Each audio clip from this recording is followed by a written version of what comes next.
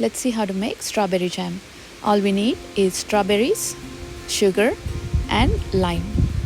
I have 1 pound of strawberries, 1 cup of sugar and a lime. I prefer lemon, but I don't have lemons today, so I'm using lime. The strawberries need to be cut into small pieces. Chop off the tops.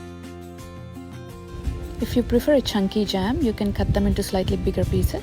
I've tried mashing the strawberries in the past, but it just takes too long to cook. Set these aside into a bowl.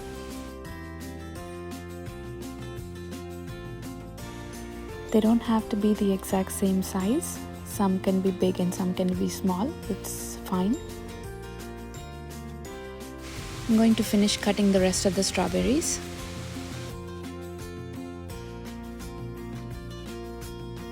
And I'm done. They seem slightly irregular in size. It's okay. Now we're gonna add sugar to this.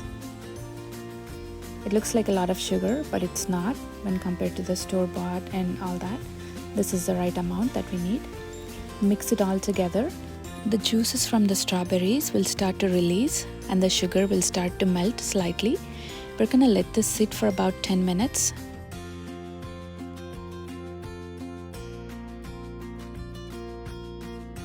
I love watching time-lapse videos. See how the strawberries start to sink slightly and the sugar's melting?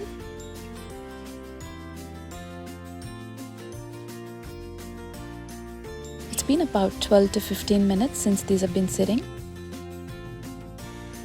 This looks ready to be cooked. See how juicy this becomes? All that sugar and the juices from the strawberries. It smells so good. Heat a flat bottom pan, and when it's hot enough, add the fruit mixture and the sugar.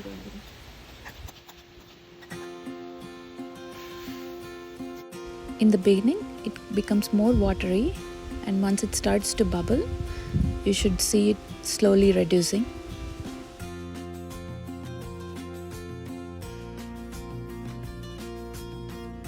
Squeeze half a lime. Juice of half a lemon can be substituted. Adding citrus juice will stop the sugar from crystallizing and gives the jam a nice smooth consistency. This will take about 10 to 15 minutes to cook.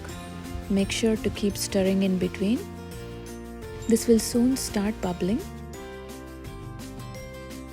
Initially it looks more foamy and watery. And as it cooks, it should start thickening. Keep stirring this as frequently as you can, otherwise the edges and the bottom of the pan will start to burn quickly.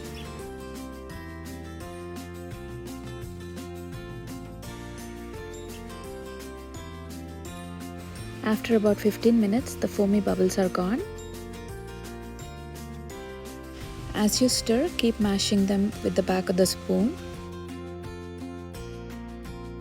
Growing up, my mom used to make a lot of jam and used to share with all of our family and friends.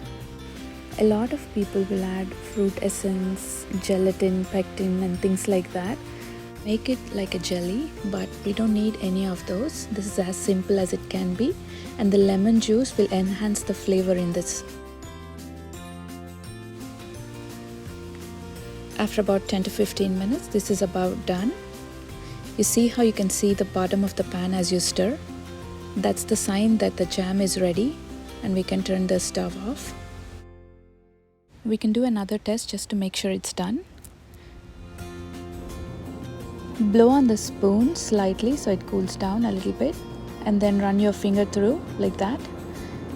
And then the path it made should stay, not close off. Turn off the heat, let this cool a little bit.